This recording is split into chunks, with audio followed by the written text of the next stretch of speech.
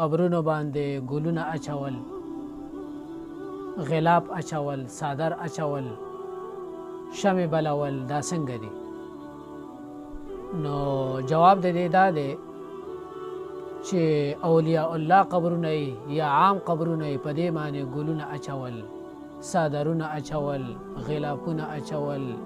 چراغان بلول، شمع بلول، دغه حساب لا د خوشبوی شیونه په بلول، اگربتی په بلول، دا ټول ناجایز دي او دې سره د مال ضیا هم راځي، مال هم سره ضایع کیږي او دا هغه افعال دي چې دا خراب کارونه دي، دا شریعت نه. دویم تپوس چا دا کړی دی چې د قبر نه بوسه اخیستل، قبر ښکلول، دا څنګه دي؟ نو قبر نه بوسه اخیستل، قبر ښکلول دا هم په شریعت کې جایز نه دي او دا گمراهی ده او دا شریعت نه خوښوي. دریم سوال چا دا کړی دی چې قبر نه طواف کول، د قبر خاوره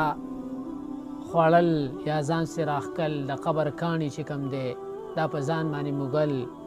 د قبر باندې مالګی هغه سټل څنګه دي؟ نو دا ټول شیان چې کوم دي که د بزرګانو قبرونه او دغه حساب له نورو خلکو قبرونه، اولیاء الله ښه خلک او په دې باندې مالګه پرته هغه سټل دا نه دي پکار، جایز نه دي. د هغې کاڼي چې کوم دی هغه ځان سې راښکل جایز نه دي. دغه حساب له د هغې خاوره خوړل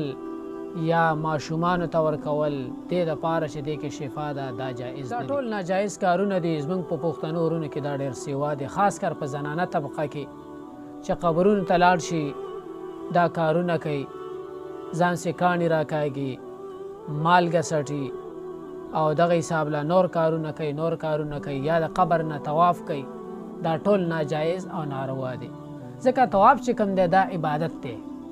او عبادت صرف چې کوم دی د الله جل شانه کیږي او طواف د بیت الله شریف نه کیږي به طور عبادت. کو دغه طواف د قبر نه وکړی شي یا د زیارت نه وکړی شي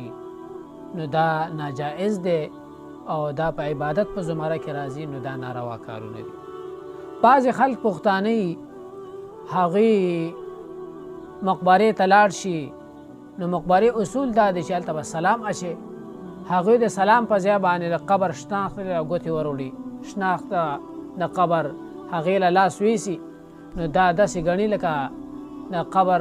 د میت د مرحوم سره ما لاس میرا کړ، نو دا نه دی پکار، بلکې سلام اچول پکار دي په ټولو قبرونو والا باندې او دغه زموږ د شریعت طریقه ده او دین خلاف کارونه کول دا د شریعت نم خلاف دي او دا بدعت دی، دا گمراهی ده، نو دین اجتناب پکار دی.